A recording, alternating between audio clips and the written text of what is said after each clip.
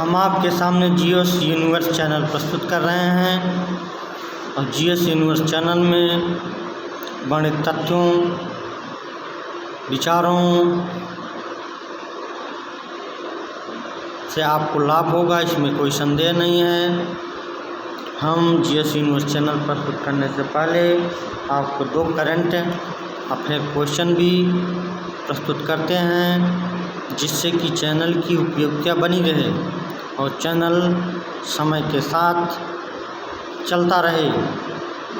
हमने कल बाघों के विषय में बताया, आज पुनः उन्हीं के विषय में बता रहा हूँ कि राष्ट्रीय बाघ संरक्षण प्राधिकरण NTCA, राष्ट्रीय बाघ संरक्षण प्राधिकरण NTCA हर 4 वर्ष में बाघ की गणना करता है।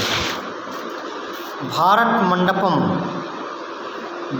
मंडपम भगवान बसवेश्वर की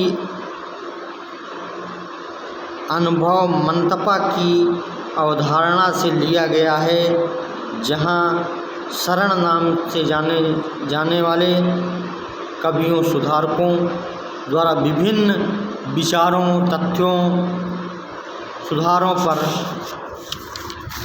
विचार किया जाता है। हम आपको बताना चाहते हैं कि पूरे विश्व में सबसे बड़ा देश रसिया है और इस समय रसिया और यूक्रेन में युद्ध चल रहा है। रसिया ने सोचा था कि हम 1 महीने में इस युद्ध को जीत लेंगे, यहाँ बरसों लग गए, क्योंकि यूक्रेन पर पश्चिमी देशों का हाथ है। इसका लाभ भारत ने उठाया है। भारत ने रसिया से सस्ते दाम पर तेल प्राप्त किया है और किसी भी दबाव में न आकर के गुट निरपेक्षता की नीति का पालन किया है। फिलहाल हम अपने टॉपिक पर आते हैं। अब तक हमने आपको संविधान सभा के बारे में बताया, अब हम बता रहे हैं संविधान के उद्देश्य क्या। नेहरू द्वारा प्रस्तुत उद्देश्य संकल्प के आदर्शों को उद्देशिका में शामिल किया गया।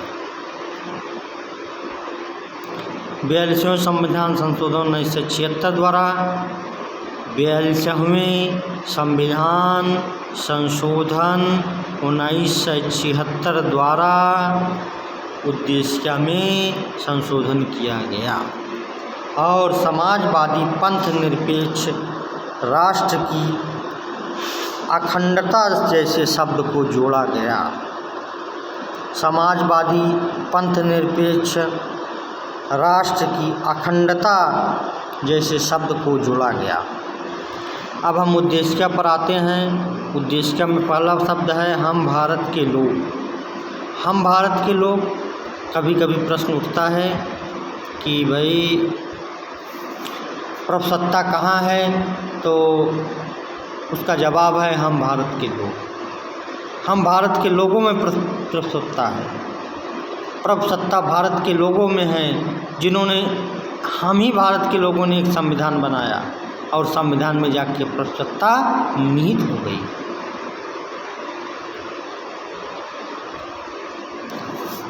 हम भारत के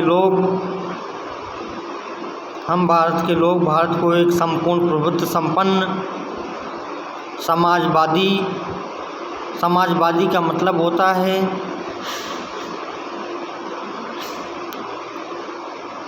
जो समाज को लेकर के चले, जो समाज की स्थितियों को लेकर चले। हम भारत के लोग भारत को एक संपूर्ण प्रभुत्व संपन्न का अर्थ होता है कि हमसे ऊपर कोई नहीं है। प्रभुता जो है अपने से ऊपर किसी को बर्दाश्त नहीं करती। प्रभुता, हम भारत के लोग भारत को एक संपूर्ण प्रभुत्व संपन्न, माने जो हम संविधान बना रहे हैं इसके ऊपर कोई संविधान नहीं होगा, इसके ऊपर कोई संविधान नहीं होगा। हम भारत के लोग भारत को एक संपूर्ण प्रभुत्व संपन्न समाजवादी धर्मनिरपेक्ष धर्मनिरपेक्ष का मतलब धर्म विरोध नहीं है। धर्मनिरपेक्ष का मतलब किसी भी धर्म का हम राष्ट्र पालन नहीं करेगा, देश का कोई धर्म नहीं होगा। सभी लोग अपने धर्म का पालन अपने तरीके से, अपने रीति रिवाजों से करने के लिए स्वतंत्र हैं, लेकिन वे दूसरे के धर्मों में व्यवधान नहीं पैदा करेंगे।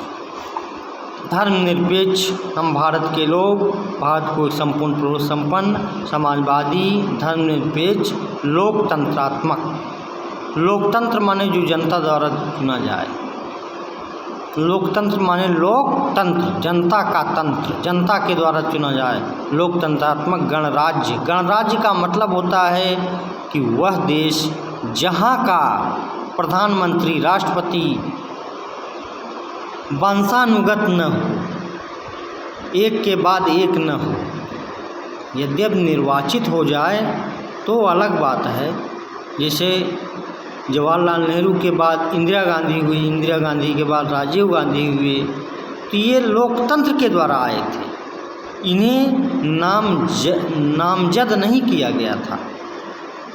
एक गरीब आदमी भी राष्ट्रपति बन सकता है, प्रधानमंत्री बन सकता है।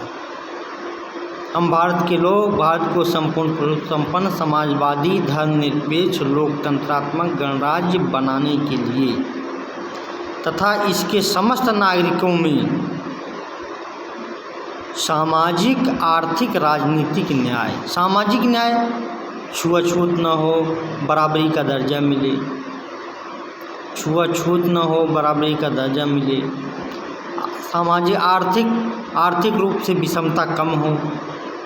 कहीं 5% के पास देश का 50% पैसा है तो कहीं बहुत कम लोगों के पास बहुत कम पैसा है। इस विषमता को दूर करें। यद्यपि आज भी ये विषमता है, लेकिन इसे दूर करने का प्रयास किया जा रहा है, इसे दूर करने का प्रयास किया जा रहा है। हम भारत के लोग भारत को एक संपन्न समाजवादी धर्मनिरपेक्ष लोकतंत्रात्मक गणराज्य बनाने के लिए तथा इसके समस्त नागरिकों को सामाजिक, आर्थिक, राजनीतिक न्याय यह है कि हर व्यक्ति राजनीति में उतर सकता है, विधायक बन सकता है, सांसद बन सकता है, सरपंच बन सकता है, प्रधान बन सकता है, मेयर बन सकता है, कुछ भी बन सकता है। सामाजिक, आर्थिक, राजनीतिक न्याय, विचार अभिव्यक्त विश्वास स्वतंत्रता, विचार अभिव्यक्त विश्वास स्वतंत्रता एवं तो हम भारत के लोग भारत को एक संपन्न समाजवादी धर्मनिरपेक्ष लोकतंत्रात्मक गणराज्य बनाने के लिए तथा इसके समस्त नागरिकों को सामाजिक, आर्थिक, राजनीतिक न्याय, विचार अभिव्यक्त विश्वास, धर्म पूजा की स्वतंत्रता,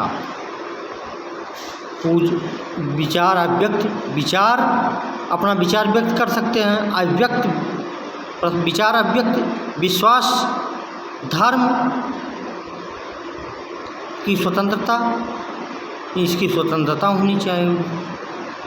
कोई धर्म अपनाएं, हिंदू धर्म अपनाएं, क्रिश्चियन धर्म अपनाएं, पारसी अपनाएं, यहूदी अपनाएं, इस्लाम अपनाएं, कोई अपनाएं, कोई रोक नहीं है।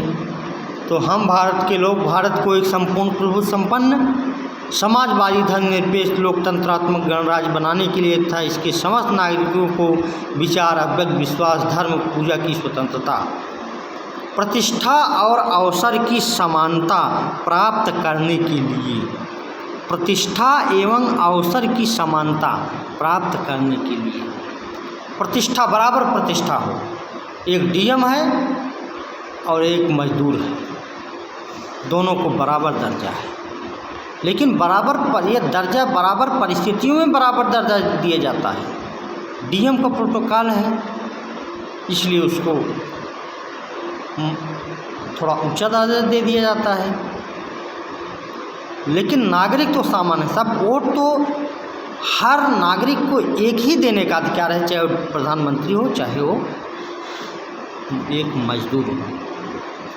प्रतिष्ठा अवसर की समानता प्राप्त करने के लिए उन सब में व्यक्ति की गरिमा उन सब में व्यक्ति की गरिमा,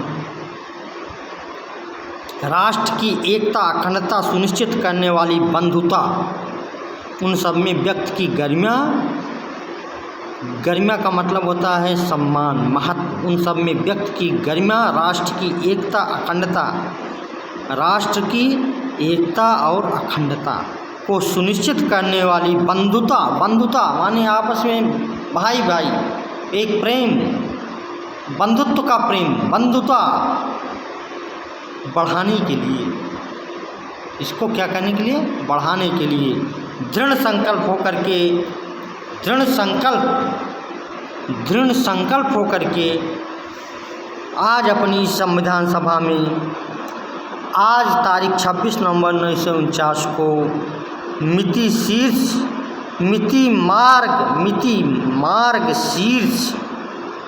मार्ग शीर्ष शुक्ल सप्तमी संवत 2006 विक्रमी को एतद् द्वारा इस संविधान को अंगीकृत, अधिनियमित और आत्मार्पित करते हैं, अंगीकृत, अधिनियमित और आत्मार्पित करते हैं। एक बार हम इस संविधान को दोहराएंगे। हम भारत के लोग भारत को एक संपूर्ण प्रभु संपन्न समाजवादी धर्मनिरपेक्ष लोकतंत्रात्मक गणराज्य बनाने के लिए तथा इसके समस्त नागरिकों को सामाजिक, आर्थिक, राजनीतिक न्याय, विचार, अभिव्यक्ति, विश्वास, धर्म, पूजा की स्वतंत्रता, प्रतिष्ठा और अवसर की समानता प्राप्त करने के लिए उन सब में व्यक्ति की गरिमा, राष्ट्र की एकता अखंडता सुनिश्चित करने वाली बंधुता बढ़ाने के लिए दृढ़ संकल्प होकर के अपनी इस संविधान सभा में आज तारीख 26 नवंबर 1949 मिति मार्ग शीर्ष शुक्ल सप्तमी संवत 2006 विक्रमी को एतद् द्वारा इस संविधान को अंगीकृत, अधिनियमित और आत्मार्पित करते हैं। भारत का जो है उद्देश्य है, उद्देश्य पर बड़ा विवाद भी हुआ है, वो आगे चल करके हम आपको बताएंगे। क्या उद्देश्य का संविधान का अंग है या उद्देश्य का संविधान का अंग नहीं है, इस पे बहस हुई है। लेकिन उद्देश्य का समाज का दर्पण जरूर है। उद्देश्य का पढ़ लेने के बाद ये पता चल जाता है कि इस संविधान में क्या लिखा गया है। उद्देश्य का समाज का दर्पण है, उद्देश्य का संविधान का दर्पण है, उद्देश्य का संविधान का दर्पण है। और इस दर्पण में हम सारे संविधान को देख सकते हैं। संविधान हमारा एक अनूठा संविधान है, इससे बड़ा संविधान कोई संविधान विश्व का नहीं है। और उद्देश्य पर आज हमने चर्चा की, आगे हमारी चर्चा जारी रहेगी। आप लोग चैनल को सब्सक्राइब करिए और व्यू करिए और लाइक करिए, जिससे हमारा उत्साह बढ़े, हम नए नए वीडियो आपके लिए लेकर के आएँ।